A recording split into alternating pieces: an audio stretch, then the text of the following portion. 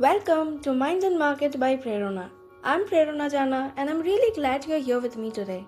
If this is your first time listening, Mind and Market is all about exploring the stories, ideas, and choices that shape the world around us. How events ripple through economies, touch culture, influence perspectives, and even shift the way people and industries think. We dive beyond headlines to uncover the layers behind global developments, connecting trends, narratives, and strategy, and exploring how the same story can be interpreted in many ways depending on perspective.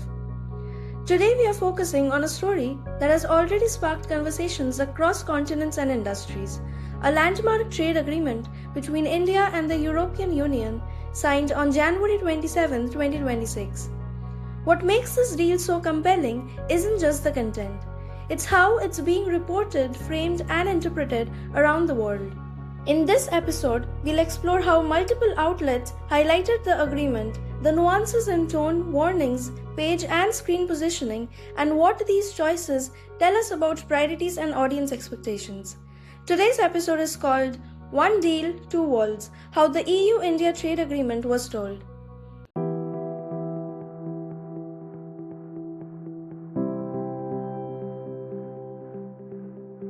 The agreement ends nearly 20 years of on-off negotiations, promising reduced tariffs, expanded markets, and a deeper economic link between two vast regions. Timing is crucial. The world is watching a shifting landscape of trade, alliances, and economic uncertainty. And the way this story is reported tells us as much about the storytellers as it does about the deal itself. So let's start in Europe, where coverage blends analysis, narrative, and national perspectives. In the United Kingdom, the Financial Times approaches the deal the way it approaches most global developments, by asking how the machinery works. Its headline leads with numbers, nearly 4 billion euros in tariffs. And from the very first paragraph, the agreement is positioned as an exercise in economic impact rather than political theatre. The focus stays firmly on sectors, export flows, and market access, walking the reader through what changes, for whom, and at what scale. The tone is characteristically analytical and transactional. This is journalism written for people who make decisions, like the policymakers, executives, investors, readers who want to understand feasibility and return rather than symbolism. The agreement is framed as economically significant but also carefully engineered, the result of deliberate calibration rather than diplomatic drama. Its placement in global business coverage reinforces this message that this is not a feel-good headline but a structural economic development. Bloomberg tells a closely related story but with a slightly different emphasis. Here the agreement is less about immediate gains and more about predictability. In a trade environment shaped by volatility, Bloomberg frames the deal as a stabilizing force, highlighting how both India and the European Union are seeking reliable long-term partnerships. The narrative suggests strategic foresight, India as a growth market, and EU as an architect quietly building alternative trade corridors to reduce exposure to uncertainty. Then comes Reuters, which appears neutral on the surface but reveals complexity through their details. Its reporting methodically outlines tariff reductions across automobiles, spirits, textiles, and industrial goods, while just as clearly noting what has been left out. Sensitive agricultural sectors remain excluded. Implementation will take time.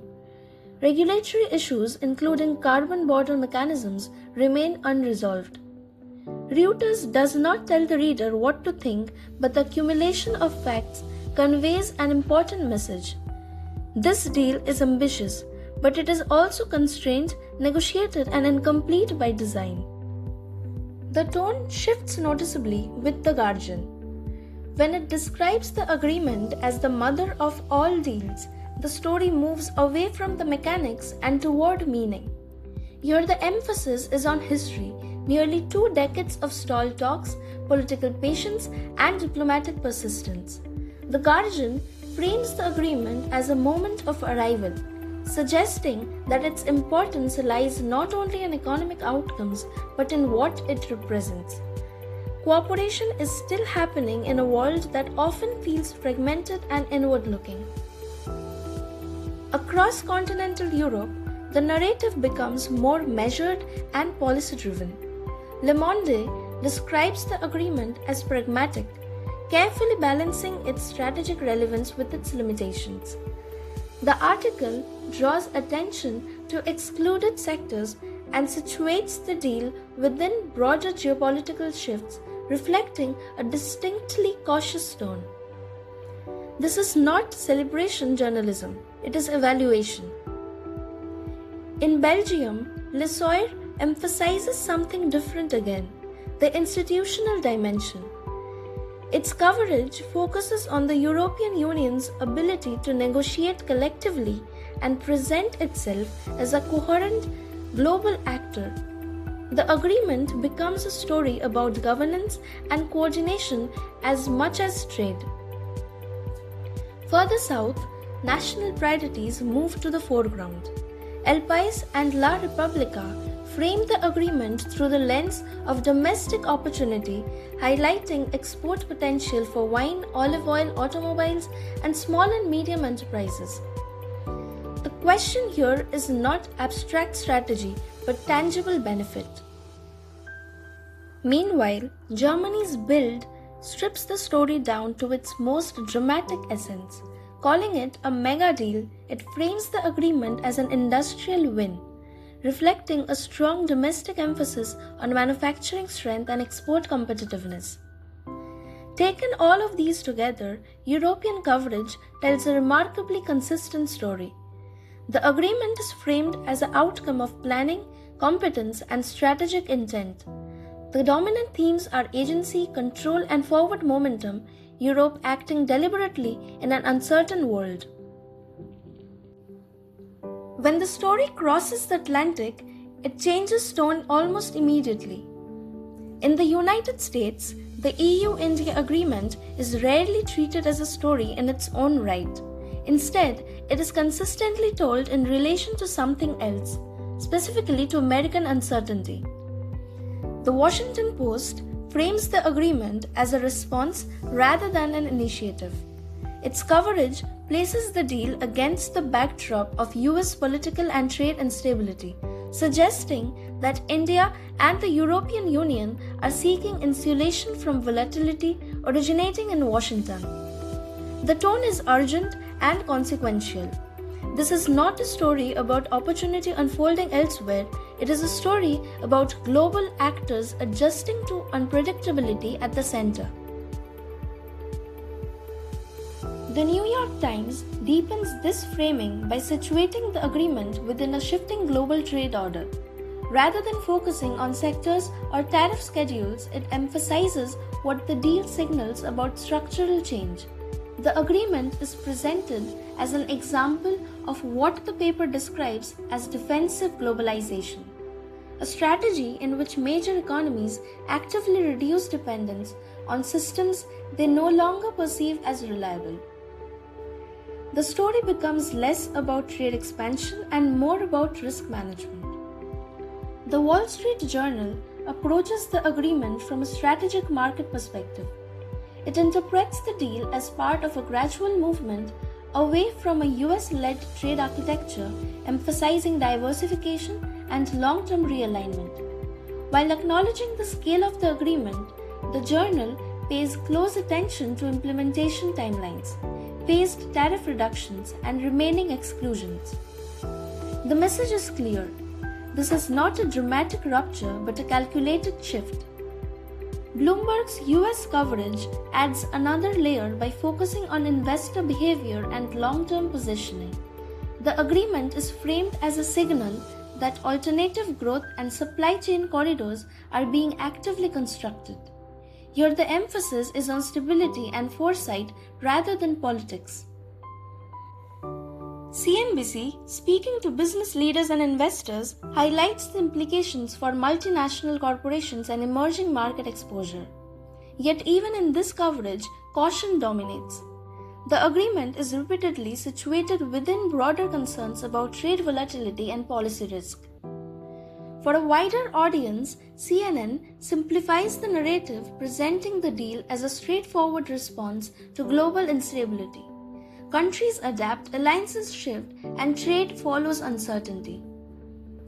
Finally, foreign policy makes the geopolitical implications explicit. Its analysis frames the agreement as evidence of an emerging multipolar economic order in which trade agreements serve not only economic purposes but also function as tools of alignment and influence. Across American media, a clear pattern emerges. The EU-India agreement is rarely framed as a story of construction. Instead, it is framed as a story of preparation for uncertainty, for realignment, and for a world in which familiar trade leadership can no longer be assumed. When these two narratives are placed side by side, the contrast becomes difficult to ignore. In Europe, the agreement is largely told as a story of choice and capability. Coverage consistently returns to questions of execution. Which sectors gain access, how trade volumes expand, and how institutions translate negotiation into outcome. The underlying assumption is one of agency, that Europe is acting deliberately within a complex but manageable system. Whereas in the United States, the same agreement is rarely treated as an act of construction. Instead, it is framed as a response to larger forces. American coverage asks what the deal means not just for India and Europe but for the balance of power, for global trade leadership, and for the durability of existing economic arrangements. The focus shifts from opportunity to implication, from growth to consequence. What is striking is that neither side is disputing the facts. The tariff numbers are the same, the sectors are the same, the timelines are also the same. What differs is the narrative weight assigned to those facts. Through tone, emphasis, and editorial placement, each media ecosystem signals to its audience what matters most and what should be watched with caution. In this sense, the story of the EU-India agreement is not just about trade, it is about perspective. The same event becomes a story of confidence in one context and a story of adjustment in another, shaped by the questions each audience is already asking about the world. At the level of markets, the implications are tangible. European automakers and machinery manufacturers stand to gain improved access to India's expanding consumer and industrial base. Southern European exporters, particularly in wine and olive oil, see new commercial pathways opening in a high-growth market. From the Indian perspective, the agreement strengthens access for key sectors such as textiles, pharmaceuticals, information technology services, and industrial machinery. These gains are not automatic. They depend on implementation, regulatory alignment, and competitive positioning. But the direction of movement is clear. Yet, the broader significance of the agreement lies beyond sectoral winners and losers. The timing matters. Concluded amid global trade uncertainty, the deal signals decisiveness and coordination at a moment when hesitation has become common. It reflects strategic intent not just in economic terms but in how partnerships are chosen and communicated. Just as importantly, the way this agreement is reported across regions offers a set of lessons. It shows how narratives are tailored to audience expectations, how framing shapes perception, and how meaning is constructed through emphasis as much as through facts. For marketers, strategists, policymakers, and communicators, this is a reminder that influence does not lie only in outcomes, but in how these outcomes are understood.